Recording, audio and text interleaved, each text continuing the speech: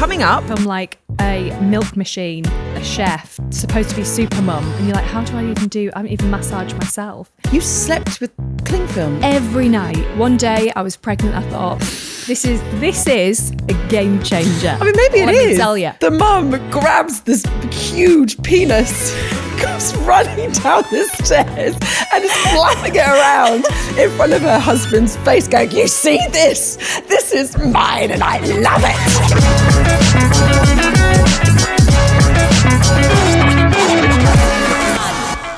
Hello, welcome back to No Parental Guidance, your weekly dose of parenting chaos. So one thing I wanted to ask you, because my friends think this is really weird. Okay.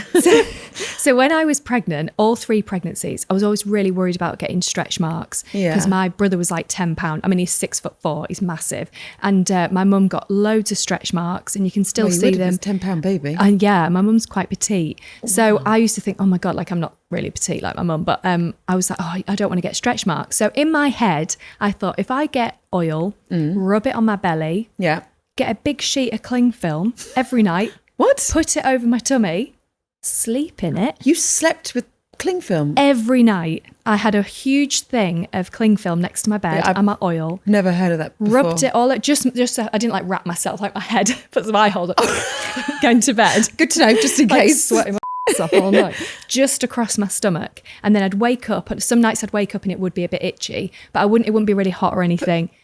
But I did that through all 3 pregnancies. And a few weeks ago, I went round to see a friend and I said, she's pregnant. I was like, are you sleeping in cling film? She was like, and I was like, no, is it not a thing? Like, do other women not do this? No. I've never read anywhere. Nobody has ever recommended to do this, but I did it with all 3 pregnancies. But your mum didn't do it? No. So you just came up with this idea? One day I was pregnant. I thought, this is a game changer. I mean, maybe Let it is. me tell you. Maybe this is. Maybe this is, you should patent this and, make millions from it. My husband, I used to get into bed with my massive beige knickers on.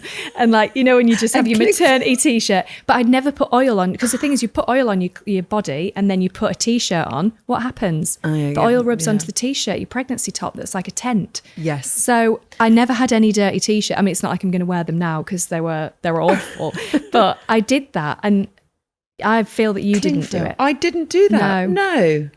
No, I didn't. I would love to know. Do you know anyone that did? No, babes. But I am no medical professional. Nobody's ever advised me. I've never seen any article to say to do this. So just don't try it. But it did work. Yeah. Do you have any stretch marks? So I did get a couple of stretch marks when Logan was 42 weeks. Oh, hotel womb service was going well for him. That's it. And that was the front. And I put 3 stone on with each of my pregnancies.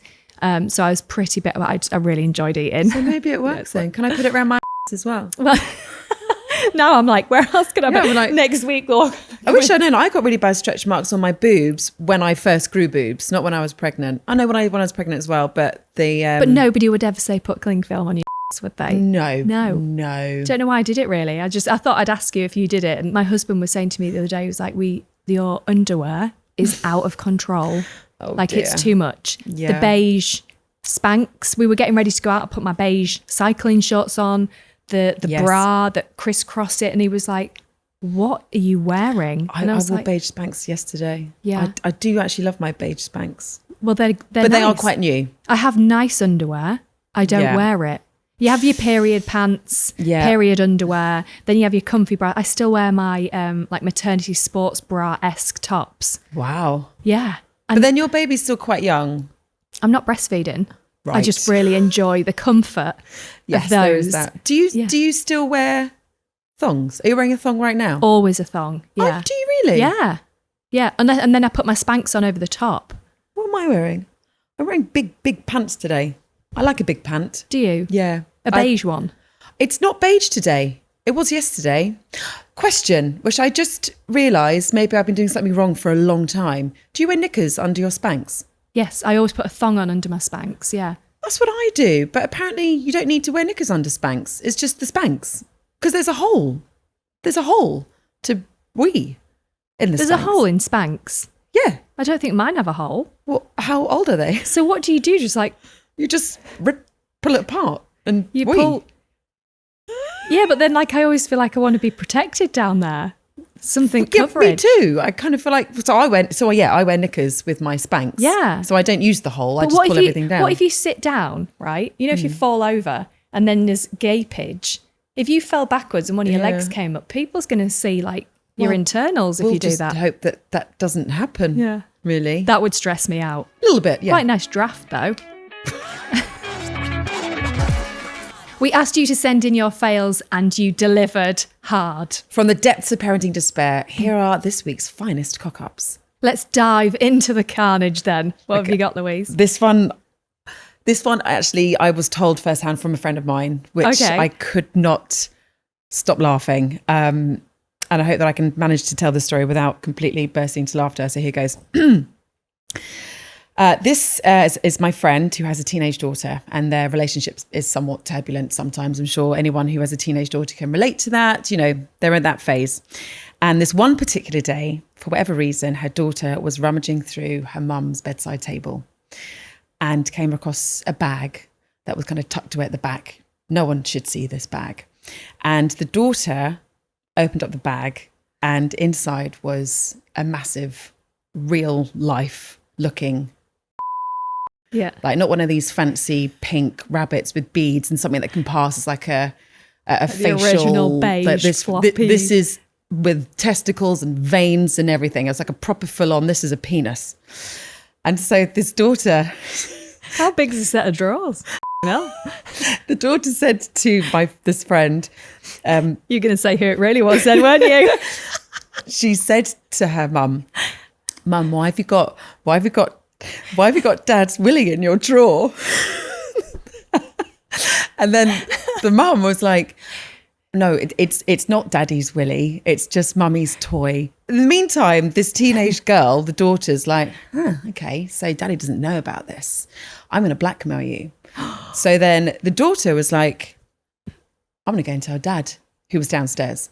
And he's a very calm, lovely man, like very quiet, lovely man who had no idea what was about to come. So the daughter's like, I'm going to go and tell Dad. In the meantime, the mum's like, how dare you blackmail me? You're not going to go and tell your father. And they're like, yes, I am. No, you're not. So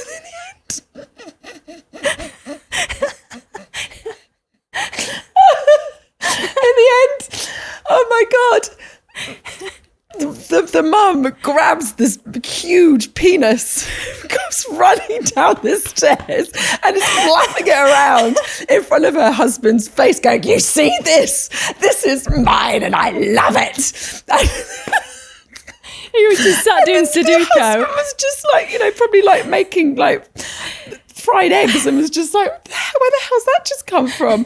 And then she was just turned back to her daughter. She was like, you don't blackmail me. I can do it myself. Oh my God. And so this poor woman, who shall not be named, but I'm sure my sister won't mind me telling the story. Basically, her husband now knows that she's got this huge fake penis, and so does her daughter. And it was just, honestly, the way that she told me, I could not stop laughing. So there you go. Especially the fact that it had balls and it was big and veiny. I mean, it was how big was this thing? Like I've got a vision of like an anaconda tucked away in the drawer. I mean, I think it's pretty big. Haven't seen it. I think now she's probably got rid of it because Imagine like, oh my God, because I've got like kids. I mean, I don't have one of those things like contraptions, but I've just got visions of this person just running down the stairs, swinging it around like a helicopter. I love this. Yes. And that's how it just came from nowhere. Like her husband was just minding it. This is mine. And then he got this thing like slapped in his face. I like this toy. The poor man, honestly. I want another one. Anyway, but they all laugh about it now. And now it's on this podcast. There you go. Okay, I'm a competitive football mum. I've shouted on the sidelines, I'll admit it, but yesterday I fully lost it. The ref started yelling at my 8-year-old over something tiny and I saw red. I ran onto the pitch, shaking with rage, and screamed, "Don't you dare talk to my son like that." The rage passed and now I'm mortified. I've got a 2-week ban from spectating. Please tell me I'm not the only one who's gone full feral. Oh my, do you know, I mean, I do quite like that. I do like, Yeah. I mean, like, it depends what the ref said, but my husband's coach for our 9-year-olds team. Right. And they do, it does get really competitive. They take it very, very seriously, like, because they're in the league and stuff. And there have been some parents that go up to my husband, who is a coach for the other team, and have said, what are you doing? You can't talk to my son like that. Really? It's really interesting, actually, because my husband has no problem in being, he loves being a coach, and he will shout at the kids in the right way, like, come on, keep going. Like, he's really enthusiastic about that, but it can sometimes come across a bit like, all right, mate, like, just turn it down. Yeah. I quite like, I admire that teachers at school, if my little boys, or both of them, if they're not doing something right, that they'll call them out on it. Yeah. And say, no, you don't do that. Like my eldest was a bit rude to a teacher a few weeks ago. Like, so he was giggling and he got the giggles. And when my eldest gets told off, he just gets the giggles. And it's infuriating when you're a parent and you're like, don't do that. And like really tell them off. And then he'll start laughing in your face. And you feel like if it was anybody else on the street that spoke to you the way your kids do sometimes, or laughed in your face while you're telling them off, you would be livid. But because it's your own kid, it's like, That's like why I have that. to scream into pillows. But if daily. But if a teacher at school, he was a bit cheeky to, the teacher like really told him off, and then my eldest started crying, and then he was like, oh, I'm sorry, and the teacher was like, don't come at me with crocodile tears, you're in the wrong, like deal with it and grow up and go somewhere else. And when my son told me that, he was like, I cried today, and then told me what he did, and I was like, well, the teacher had every right to tell you off, like you can't do that and laugh at somebody. But I feel if I saw somebody really out of line shouting at my kid on a football pitch in front of other parents, it must be hard, when you see red and if you're tired and you're like, don't speak to him, and Absolutely. then after you go, oh my God, but getting a 2-week ban. Oh my God, I think that's quite rock and roll, actually. Yeah, what a legend. I do think it's rock and roll. I find it difficult. There are certain matches where I can't remember what the right wording is, but you're told to not make any noise at all. So you can't whoop, you can't cheer. There's silence. Yeah. I find that really weird, and I don't like it. Yeah. I'm always there going, come on, and they're like, no, you can't say anything. I'm like, Kick his head in. Come on, they've just scored a goal. Your sister's there with a massive dildo. Come on, son, go on. Actually, there was one day where it was my son and my sister's son team played each other in the league, and it did get really competitive. Every time you went to shout, you're like, I'm only joking. Sorry. Couldn't help it. Oh my God. Sorry. Oh my God, my sister. That's really not appropriate. I did tell her. I'm going to say this now before I forget. I do have full permission to tell this story on everything. That's why she hasn't come here today. No, that's why she's she busy at hasn't- home, isn't she? Cleaning the drawers out. She's busy at home with her toys. Playing families. Oh dear. Okay, here's the next one. So I was about 10 days into new parenthood, which means I hadn't slept, eaten anything that was big, that wasn't beige, or worn a bra that didn't double up as milk trap. I was trying to give my baby his post-bath baby massage because I'd read one article about bonding and thought I'd go all in with some lavender-scented baby lotion. I had him laid out like a tiny roast chicken on a towel. I reached for the lotion, and in 3 seconds, it took to squirt into my hands and rub them together. He peed. Not a cute little sprinkle, a full, sneaky pressure hose all over his own belly. But I didn't notice. I was too busy trying to be the serene earth mother parent. So what did I do? I lovingly rubbed that baby lotion and the freshly marinated pea all over him like I was seasoning a pork shoulder. I massaged it in, really went for it. It was only when I picked him up and caught a whiff that I realised my sweet baby-scented moment smelled suspiciously like the gents' loos at Wetherspoons. I cried, he farted, we both needed a bath. Oh, bless her. We do try our best, don't we? I know. You always read these articles. It's like, do the baby massage. If they need a poo, do the stomach massage. And you're like, all of a sudden you've become like a milk machine, a chef. Yeah. This like supposed to be super mum. And you're like, how do I even massage myself? And it's like, it's always bath time though, isn't it? I always used to find that I'd change one of the kids' nappies and they'd do a poo and you kind of lay the nappy to the side and then you're going to put all the wipes into it. And then all of a sudden another child would come into the bathroom and just stand in the and walk around the bathroom onto the towels and then try and get in the bath with the poo still on them. And then they're like, oh, that's warm. It's like, You've just stepped in your sister's like it happens. It's bizarre, isn't it? You're right. It's always around them being naked and near water that things, fluids are at a peak. Yeah. Or pooing in the bath. That's fun. Oh yeah, trying to get. Everyone has one of those little fishing nets, don't they, for the kids to. I was just fine. Now I'm just like scoop that round, give it a rinse. Yeah, scoop it out now. It's fine. Although we have got my eldest definitely doesn't poo in the bath, and my youngest. So the octopus just goes right through him. We're out of the pooing in the bath phase, right? But my daughter the other day, bless her, had a little bit of a runny tummy. And didn't tell me and tried to just do it herself. Oh. But, good on her. She's really independent. And, but yeah, bless her, kind of went into the bathroom and it was just... And she was like that to you? Yeah. Had the mannequin like that. There, have that brother finger. Here's my to clear up. It was just poo everywhere. And then, I was like, are you okay? Like, let's clean this up. Let's maybe have a bath. And she swore blind it wasn't her. To a point where I was like, maybe it's your brother's. She was like, yeah, it is. And then you go, was it me? Yeah, he's like, is it your father? It was her. But yeah, she just didn't want to admit to it. I got really nervous yesterday because we're staying with my parents up north, and Annabelle still has a dummy. And people might judge me on that. She's just turned 2.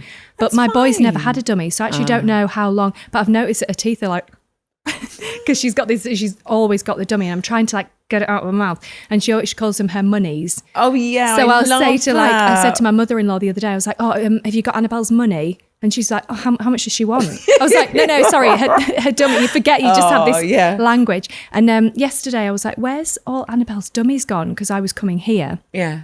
To London, so I thought I need to get everything organised, and I couldn't find her monies, her dummies anywhere. I went downstairs for a wee before I set off, and she'd put 6 dummies down the toilet. Oh no. My 2 sons had urinated in the toilet. Oh my gosh. So I was like, and I always get really worried that if you squeeze the dummy, some of the liquid can go be sucked back in.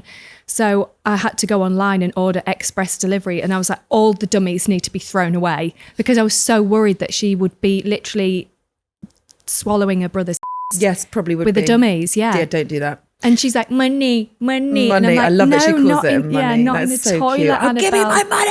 Yeah. I want money. Yeah. Give it to me. It's interesting because we didn't give our sons dummies, but we gave our daughter a dummy as well, literally same as you.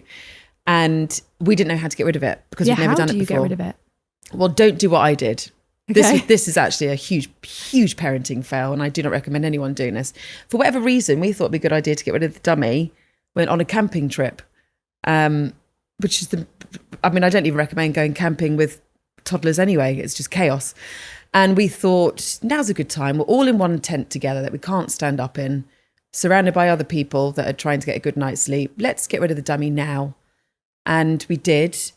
And she was screaming for her dummy in the night. And I was just like, I'm not doing it. And then I realised that I'd woken everyone up in the campsite.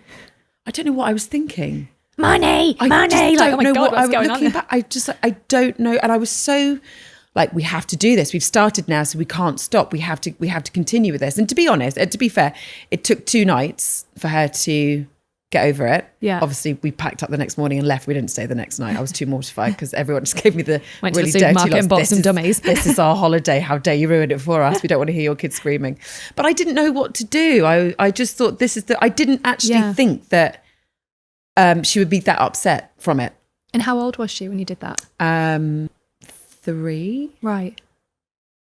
Oh, so I've got a while 3. because Annabelle loves them. And some people are like, don't give them dummies. It's a bad habit. But then my other child, he used to get the muslin squares. Yeah. And he'd twist it, and he did this from a baby, and then put it in his mouth and chew it. I mean, this smell, I have to boil wash them every day. But he still puts it in his, at 7, and he still puts it into his mouth at nighttime. So all my kids are like this.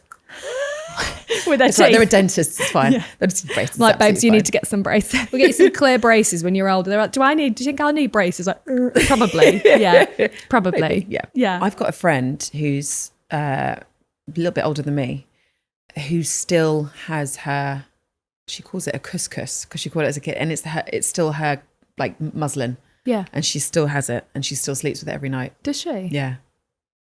How old is she? 48. I have this like Jemima doll that looks like The Exorcist, and my parents thought they'd lost it, and they searched my 30th everywhere to buy another one as like a joke to give me this doll again. Right, I thought you meant because you lost it. And you wanted it. I was 29 and I lost it when I went on the play date.